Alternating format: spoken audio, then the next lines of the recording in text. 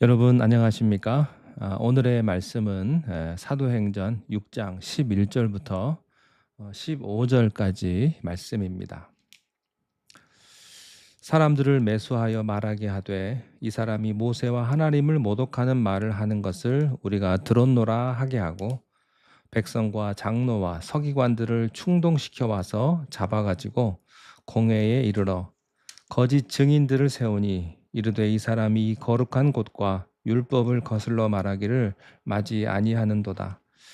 그의 말에 이 나사렛 예수가 이곳을 헐고 또 모세가 우리에게 전하여 준 규례를 고치겠다 함을 우리가 들었노라 하거늘 공회 중에 앉은 사람들이 다 스데반을 주목하여 보니 그 얼굴이 천사의 얼굴과 같더라. 아멘.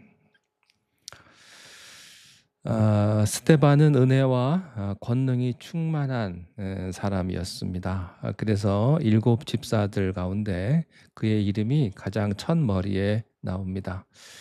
이 스데반이라는 인물이 서니까 대적들이 공격을 합니다. 영적인 실력은 사탄이 알아봅니다. 스데반을 공격할 때 일단 돈으로 매수해서 거짓 증인을 만듭니다. 사실 사람을 돈으로 매수하는 것과 거짓 증인을 만드는 것은 율법에서 거의 사형죄에 해당하는 중죄인데도 율법을 수호한다는 사람들이 그런 악한 방법을 써요. 동기가 악하니까. 자, 이들이 11절에 뭐라고 스데반을 모함합니까? 사람들을 매수하여 말하게 하되 이 사람이 모세와 하나님을 모독하는 말을 하는 것을 우리가 들었노라 하게 하고 모세와 하나님을 모독했다. 이스라엘 사람들이 가장 성스럽게 생각하는 인물을 모욕했다. 신성 모독죄로만 걸면 합법적으로 제거할 수가 있거든요. 자, 그리고 13절 14절에 거짓 증인들을 세우니 이르되 이 사람이 거룩한 곳과 율법을 거슬러 말하기를 마지 아니하는도다. 그의 말에 이 나사렛 예수가 이곳을 헐고 또 모세가 우리에게 전하여 준 규례를 고치겠다 함을 우리가 들었노라 하거늘. 혐의는 2가지입니다. 성전을 헐겠다. 그리고 율법을 뜯어 고치겠다고 주장했다는 거예요. 이스라엘 사람에게 성전은 굉장히 중요한데 이것을 헐어버리겠다는 예수님의 평소의 말씀을 스데반이 가르치니까 예수님을 공격했듯이 똑같이 공격을 한 것입니다. 그런데 사실 예수님은 물리적으로 성전을 헐겠다는 것이 아니고 자기의 몸을 성전에 빗대서 말씀하시는 것이죠. 자기의 죽음과 부활을 상징적으로 말씀하시는 것인데 이들이 그것을 빌미로 만들어서 성전을 무너뜨리겠다고 그렇게 신성 모독죄로 건 거예요. 또 계명을 고치겠다는 말도 그것입니다. 주님이 계속해서 새 술은 새 부대에 담아야 된다. 새 계명을 주겠다. 그러니까 그러면 계명 다 없애자는 것이냐? 그렇게 건 거예요. 그렇지만 주님께서는 율법을 무너뜨리려고 오신 것이 아니고 완성하러 오셨다고 하셨죠. 사랑의 율법이 완성이니까. 그런데 대적들은요, 주님을 공격했듯이 스데반도 공격을 합니다. 그런데 중요한 것은 스데반을 대적한 자들이 이번에는 민심을 충동했다는 거예요. 12절에 보니까 백성과 장로와 서기관들을 충동시켰다. 장로와 서기관들은 항상 교회를 적대시했으니까 그렇다 치고 어떻게 이번에는 민심을 등에 얻었을까요? 장사 속 때문입니다. 예루살렘에 가면 성지순례들을 많이 가는데 전 세계에서 몰려온 관광객들이 뿌려대는 돈으로 그 도시가 먹고 살지 않나 싶을 정도로 그렇게 관광 수입이 크다고 합니다. 그 당시도 그랬습니다. 그 당시에 이스라엘뿐 아니라 전 세계 흩어져 사는 유대인 남자들이 1년에 3번씩 예루살렘을 찾아와 예배를 드립니다. 그러면 그냥 예배를 드립니까? 예루살렘 주변에 있는 모든 호텔과 모텔과 여관들은요 다 동인합니다. 밥은 안 먹습니까? 예루살렘 주변의 모든 식당가가 다 꽉 찹니다. 가다가 옷이 떨어지면 어떡할까요? 모든 옷가게가 문을 열어요. 제사 드릴 동물들도 다 그때 거기 와서 팝니다. 그러니까 도시 경제가 돌아갈 수 있는 핵심 수입원이 성전이 있기 때문이에요. 예, 성전이 허물어진다. 그것만 집중적으로 광고를 하면 어떻게 되죠? 민심은요, 확 도는 거죠. 성전이 허물어진대, 밥그릇이 떨어진대. 그러니까 충동이 된 것입니다. 여러분, 민심이란 정말 어처구니 없는 거예요. 사도들과 스데반이 병든 자 고쳐주고 가난한 사람 먹여줄 때만 해도 교회의 인기는 하늘로 치솟았습니다. 계속해서 교회를 칭송하다가 그래서 종교 지도자들이 사도들을 체포해 놓고도 못 건드렸죠. 민심 때문에. 그런데 그 민심이 하루아침에 왜 돌아섰을까요? 밥그릇 때문이에요. 예루살렘 성전이 허물어지면 우리는 뭐 먹고 사나? 인간이 그렇습니다. 겉포장 아무리 그럴듯하게 말해도요, 사람들은 다 결국에는 밥그릇 싸움 하는 거예요. 내가 이익이냐 손해냐, 결국은 그겁니다. 그래서 백성들 모두 저쪽으로 넘어간 겁니다.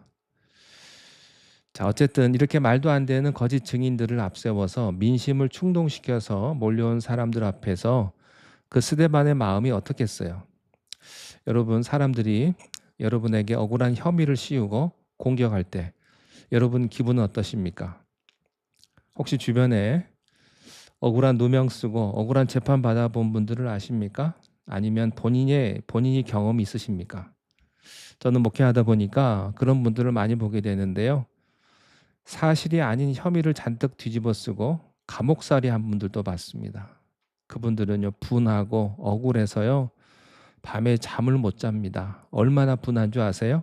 합병증에 걸려서 병에 걸릴 정도예요. 그래서 복수를 결심하기도 하죠. 그런데 우리는 사실이요, 우리 인간은 아무리 억울하다 그래도 한 10% 정도는 우리의 잘못도 있어요. 아니, 1%는 어느 정도 우리 잘못도 있습니다. 100% 억울하게 당한 분은 예수님밖에 없습니다. 그리고 스데반은 그 예수님 전하다가 억울하게 공격을 당했는데 이 스데반의 반응이 중요합니다. 착한 사람들도요, 한 대 때리면요, 사나워지게 돼 있어요. 사나워지는 게 뭡니까? 뭐 한 대 때리면 사나울 정도가 말 한마디만 좀 자존심 걸려도 그냥 인상이 달라지는데, 그런데 스데반은 달랐습니다. 15절에 공회 중에 앉은 사람들이 다 스데반을 주목하여 보니 그 얼굴이 천사의 얼굴과 같더라. 사실 논리 전개의 각도에서 보면 15절은 좀 생뚱맞은 느낌이 듭니다. 왜냐하면 지금까지 적들이 스데반을 향해서 조목조목 공격을 했으면 스데반도 거기에 대해서 조목조목 대답하는 게 딱 나와야 되는데, 그리고요, 이 사도행전의 저자 누가는요, 치밀한 역사학자거든요. 의사예요. 의사에다가 역사학자인 사람들 얼마나 치밀한 줄 아십니까? 절대로 생뚱맞은 편집을 하지 않는 사람이에요. 딱딱 논리 전개에 맞게 깔끔하게 기록을 하던 누가가 갑자기 얼굴 얘기하는 거예요. 갑자기 스데반의 얼굴 얘기를 왜 하냐는 거죠. 이런 편집에는 누가의 다분한 영적인 메시지가 담겨 있습니다. 스데반을 공격하는 사람들과 다른 수준에 있다는 것이죠. 레벨이 다르다는 거예요. 그러니까 이 말을 뒤집어서 보면 나머지 사람들의 얼굴은 악마와도 같았다는 것입니다. 돈 때문에 선동당한 군중의 얼굴, 거짓 증인을 내세워서 형제를 모함해서 죽이려는 그 얼굴들이 어떻겠어요? 마귀 같은 얼굴이죠. 우리는 환경 탓을 많이 하잖아요. 주일날 교회에 왔을 땐 천사의 얼굴을 하다가도 월요일 세상에서 일을 하다 보면 그냥 다시 얼굴이 바뀌어요. 환경 때문이라고 말을 합니다. 어떤 분이 이렇게 말합니다. 목사님은 세상에서 직장 생활을 안 해보셔서 뭐를 모릅니다. 교회에서 좋은 사람들하고 만나고 좋은 얘기만 하고 성경만 보니까 세상을 모릅니다. 저는 저에게 그런 말을 하시는 분들 보면 좀 얄밉습니다. 저보고 어떻게 하라는 말입니까? 정말 그렇죠. 살벌한 청중들의 공격을 받으면서 스데반도 같이 사나워질 수 있어요. 영성이 약하면 환경에 의해서 자기도 끌려가겠죠. 그러나 영성이 깊으면 그게 별 의미가 없어요. 얕은 물에는 돌을 던지면 금방 흙탕물이 되지만 깊은 물에 돌을 던지면 돌이 가라앉아 버리고 금방 고요해집니다. 얼굴이 중요합니다. 스데반의 얼굴이 이 세상에 속한 얼굴이 아니라 하늘나라에 속한 얼굴이었다는 거예요. 시내산에서 하나님과 40일 교제하다가 내려온 모세의 얼굴이 하나님의 빛이 났다고 했죠. 주님의 얼굴, 주님의 영광을 본 얼굴입니다. 변화산에서 모세, 엘리야와 함께했던 예수님의 얼굴이 하나님의 영광을 품어내는 얼굴이었어요. 공통점은요, 하나님과 깊은 교제를 했다는 것입니다. 우리가 하나님의 영광을 품어낼 수는 없어요. 주님과 교제하면 하나님의 영광을 내가 반사할 뿐이죠. 여러분이 평소에 얼마나 기도하는가 저에게 말하지 않아도 괜찮습니다. 여러분 얼굴 보면 다 나와 있어요. 얼굴에 드러나요. 링컨은 사람이 나이가 40이 되면 자기 얼굴에 자기가 책임질 줄 알아야 된다고 했죠. 얼굴이 마음의 표현이니까.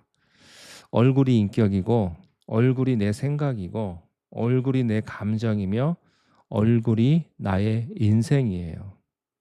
내 마음에 더러움이 가득 차면 아무리 잘생긴 외모라 해도 천사의 얼굴처럼 그렇게 빛나지는 않죠.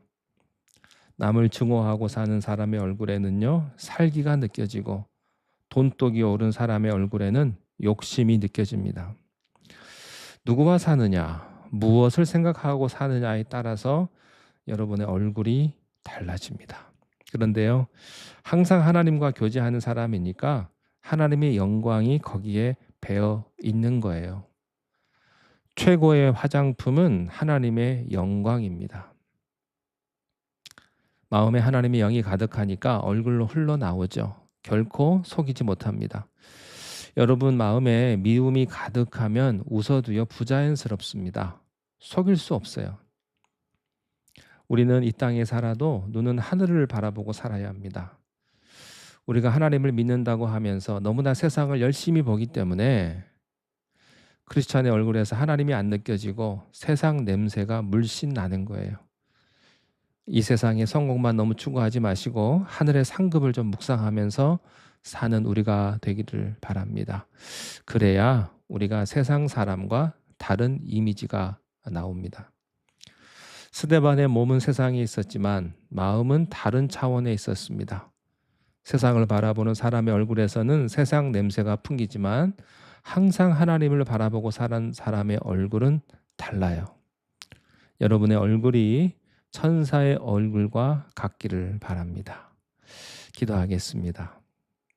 하나님 아버지, 어떤 모함과 어떤 어려움 속에서도 우리의 모습이, 우리의 얼굴이 천사의 얼굴과 같은 그런 하나님의 영광을 나타낼 수 있는 모습이 될 수 있도록 우리의 모든 삶을 주님 붙잡아 주시옵소서.